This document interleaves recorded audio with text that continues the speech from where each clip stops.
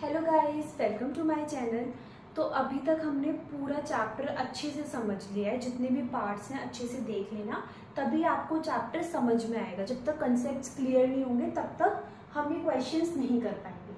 अब हमने पूरा चैप्टर तो समझ लिया, लेकिन अगर एग्जाम में क्वेश्चन आए, क्योंकि 10th में आपको बोर्ड्स देने हैं तो आपको लिखना आना चाहिए। तो लिखेंगे कैसे? तो आज हम क्वेश्चंस करेंगे, क्वेश्चन एंड आंसर करेंगे कि किस तरह से हमें एग्जाम में लिख कर आना है। ठीक है, तो फर्स्ट क्वेश्चन है, ये जो क्वेश्चन है जो आपके चैप्टर के बीच बीच में ब्लू कलर से क्वेश्चंस लिखे होते हैं ना, ये वो वाले क्वेश्चंस हैं। अभी हमने टेक्स्ट बुक वाले जो लास्ट में क्वेश्चंस होते हैं वो नहीं किए।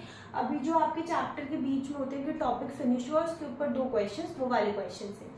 ठीक है, तो फर्स्ट क्वेश्चन है, who discovered cell and how. I think अभी आंसर देखने की नीड नहीं है। सेल किसने डिस्कवर्ड की थी? रॉबर्ट हुक ने। कब की थी? 1665 में। कैसे की थी, कहाँ की थी? जब वो ऐसी उन्होंने कॉर्क की स्लाइस में टिनी टिनी कंपार्टमेंट्स देखे थे जिन्हें हमने सेल बोला था, है ना।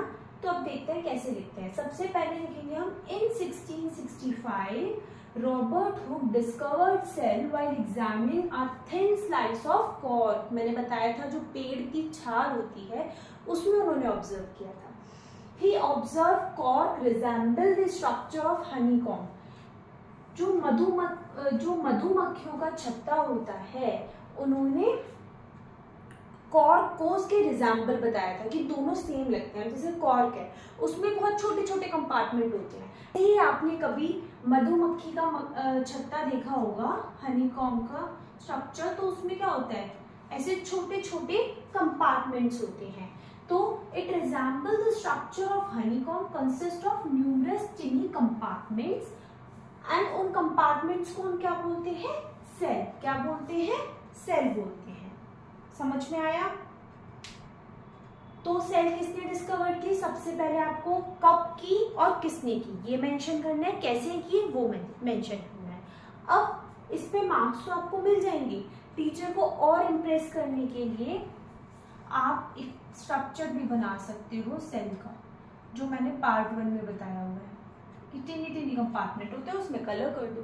ठीक है, सेकेंड क्वेश्चन है, why is cell called structural and functional unit of life. Cell को एक फंडामेंटल यूनिट ऑफ लाइफ बोलते हैं। यूनिट का नाम यही है कि cell is the fundamental unit of life. तो क्यों बोलते हैं? क्योंकि बेटा ये हमारे बेसिक फंक्शंस करता है सेल के, लाइक रेस्पिरेशन है, डाइजेशन है, एक्सक्रीशन है। जितने भी लाइफ के बेसिक फंक्शन होते हैं वो सेल करता है।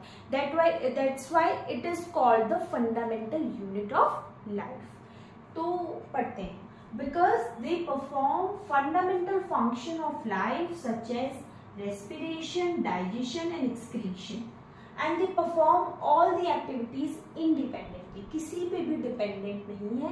सेल अपना काम खुद से करता है। उसके बाद डाइजेशन का भी प्रोसेस है, उसके बाद रेस्पिरेशन का भी है एंड उसके पास एक्सक्रीशन का भी है। अगर आप पॉइंट्स में लिखोगे तो टीचर को ढंग से दिखता है पॉइंट, और अगर आप फैक्ट लिखते हो तो टीचर ज्यादा इंप्रेस होता है। लाइक सपोज मैंने पहले लिख दिया, cell is called the structure and functional unit of life because they perform, पहला point A. Second point, they perform all the activities independently. तो इससे क्या होगा, टीचर बहुत इंप्रेस हो जाती है कि वाह बच्चों को आता है। लेकिन अगर आप, ये मैंने बताया दोनों क्यों लिखी है, जिससे कि आपको डिफरेंस पता लगे। अगर आप ऊपर वाला लिखोगे तो ये पैराग्राफ में क्या है, कई बार मिस हो जाते हैं पॉइंट पढ़ने से। या तो आप ऐसे, जैसे मैंने अंडरलाइन या सर्कल किया, ये कर दो जिससे कि हाईलाइट हो, आपके जो मेन वर्ड्स हैं, जो साइंटिफिक टर्म्स हैं वो हाईलाइट हो। या फिर आप ऐसे पॉइंट में लिखो। ठीक है, पैराग्राफ में लिख रहे हो तो अंडरलाइन कर दो, और ऐसे लिख रहे हो तो नीड नहीं।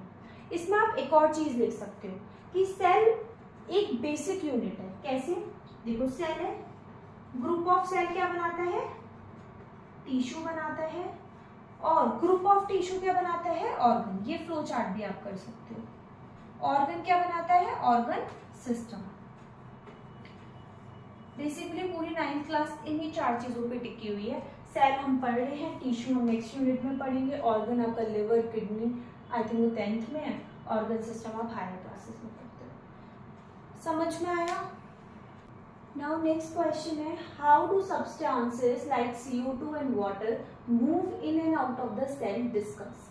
कि जो कार्बन डाइऑक्साइड होते हैं और पानी होता है वो सेल के अंदर कैसे जाता है और बाहर कैसे आता है, वो डिस्कस करना है। तो अगर आपको याद हो तो मैंने आपको डिफ्यूजन और ऑस्मोसिस पढ़ाया था और उन दोनों के बीच में आपको डिफरेंस बताया था। डिफ्यूजन क्या होता है? Diffusion is the movement of the substances from higher concentration to the lower concentration, where is osmosis जो पानी में होता है it move towards a higher solute concentration. नहीं समझ में आ रहा? देखते हैं, याद आ जाएगा कभी आप। CO2 moves bye diffusion. अब क्या होता है, मैंने उस दिन आपको एग्जांपल बताया था, सपोज ये ह्यूमन बीइंग है, यहाँ पे सेल्स हैं, तो हम CO2 को एक्सहेल करते हैं, इनहेल करते हैं, एक्सहेल करते हैं, तो क्या होगा, CO2 की कॉन्सेंट्रेशन यहाँ ज़्यादा है, लेकिन एनवायरनमेंट में तो ऑक्सीजन ज़्यादा है ना, तो CO2 एनवायरनमेंट में कम है। तो डिफ्यूजन क्या होता है, सेल में क्या है, higher concentration of CO2 and surrounding में क्या है, लोअर कॉन्सेंट्रेशन ऑफ CO2। तो क्या होगा, हायर कॉन्सेंट्रेशन से लोअर कॉन्सेंट्रेशन पे जो CO2 है वो मूव करेगी, तो सेल से आउट हो गई। तो कैसे मूव करी, बाय डिफ्यूजन। CO2 कैसे मूव करी, बाय डिफ्यूजन। पानी कैसे करेगा, water diffuse by osmosis through the cell membrane, cell membrane के थ्रू करेगा बाय ऑस्मोसिस। ऑस्मोसिस क्या होता है, towards a higher solute concentration, high solute concentration. For example मैंने जब उस दिन बताया था कि सपोज ये कंटेनर है, यहाँ 10 ग्राम है या 2 ग्राम है, तो ज़्यादा जहाँ सॉल्यूट की कॉन्सेंट्रेशन है उस साइड जाएगा।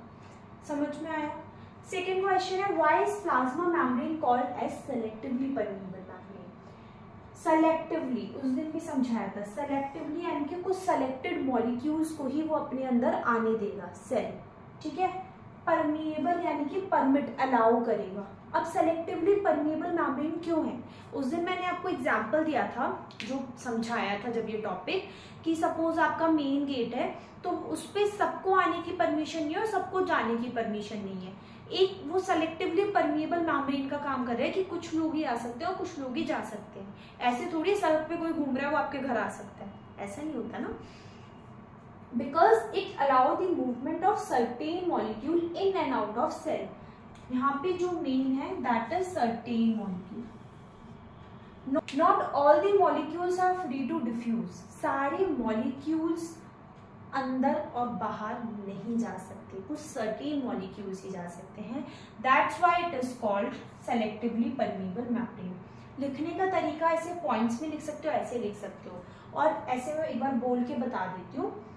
Plasma membrane is called as selectively permeable membrane because it allows the movement of certain molecules in and out of the cell, and not all the molecules are free to move. That's why it is called as selectively permeable membrane. Clear? अभी last 4 questions बचे हैं जो chapter के बीच बीच में questions थे, इसके बाद हम एक्सरसाइज स्टार्ट करेंगे, ठीक है, या फिर वो हम नेक्स्ट क्लास में स्टार्ट करेंगे। अभी ये फिनिश कर लेते हैं, ओके। पहला क्वेश्चन है, can you name the 2 organelles that contain their own genetic material? जिनके पास अपना जेनेटिक मटेरियल, क्या अपना DNA होता है और अपना प्रोटीन होता है। ऐसे 2 ऑर्गेनेली हमने कल की क्लास में पढ़े थे, याद है? सोचो 2 मिनट वीडियो को पॉज करके। नहीं याद आ रही? अगर जिसको याद आ रहे हैं well and good. Mitochondria and plastid. Question बहुत आता है एग्जाम में। सेकेंड क्वेश्चन है, if the organization of the cell is destroyed due to some physical and chemical influence, what will happen? Suppose cell का पूरा ऑर्गेनाइजेशन डिस्ट्रॉय हो गया है, तो हम क्या करेंगे? देखो क्या होता है, मतलब इसने पूछा व्हाट विल हैपन, क्या होता है। तो पहली बात इसमें अगर आपको कल याद आ रहा हो, अगर सेल का कब डिस्ट्रॉय होता है, जो हमारी सेल होती है उसके अंदर होता है बेटा लाइसोसोम। अब जब उन्हें पता है सेल डिस्ट्रॉय हो रही है, तो ये जो लाइसोसोम है ये बर्स्ट करेगा, और लाइसोसोम जब और लाइसोसोम जब बर्स्ट करेगा तो वो रिलीज करेगा पावरफुल डाइजेस्टिव एंजाइम। क्या रिलीज करेगा? It release powerful digestive enzymes. ठीक है, सेल जब बर्स्ट हो रही होगी तो लाइसोसोम बर्स्ट करेगा और रिलीज करेगा कुछ पावरफुल डाइजेस्टिव एंजाइम्स, और ये जो पावरफुल डाइजेस्टिव एंजाइम्स होंगे ये अपनी ही सेल को डाइजेस्ट कर देंगे, डाइजेस्ट देयर ओन सेल। ठीक है, नेक्स्ट क्वेश्चन भी यही है, why lysosome known as suicidal bags. अब दो क्वेश्चन है, आंसर सेम है, तो कंफ्यूज नहीं होना, क्योंकि मैंने कल आपको बताया था एग्जाम्पल में कि अगर सेल बर्स्ट हो जाती है तो कैसे होता है, लाइसोसोम भी बर्स्ट कर जाता है। तो सेम एज इट इज है कि why lysosome known as suicidal bag. Suicidal bag इसीलिए बोलते हैं क्योंकि जब सेल कोई भी फिजिकल और केमिकल इन्फ्लुएंस की वजह से डिस्ट्रॉय होती है तो लाइसोसोम बर्स्ट कर जाता है और अपनी ही सेल को डाइजेस्ट कर देता है, that's why it is called the suicidal bag. Clear? Next question, where are the protein synthesize inside the cell. I think बताने की नीड नहीं है, प्रोटीन सिंथेसाइज कहाँ होता है? राइबोसोम। राइबोसोम कहाँ पढ़ा था हमने?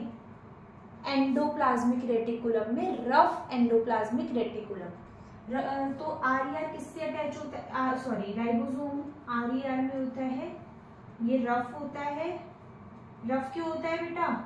क्योंकि इसके सरफेस पे क्या होते हैं? Ribosome attached to its surface. आप ये भी लिख सकते हो, इससे पता लगता है आपको कितनी नॉलेज है। ठीक है, तो प्रोटीन सिंथेसाइज कहाँ होता है सेल के अंदर? राइबोसोम में होता है। राइबोसोम आरईआर में होते हैं, उसका सरफेस रफ होता है क्योंकि उसकी सरफेस पे राइबोसोम प्रेजेंट होता है। ठीक है, तो इसलिए राइबोसोम को हम प्रोटीन मशीनरी भी बोलते हैं। क्या बोलते हैं? प्रोटीन मशीनरी भी बोलते हैं।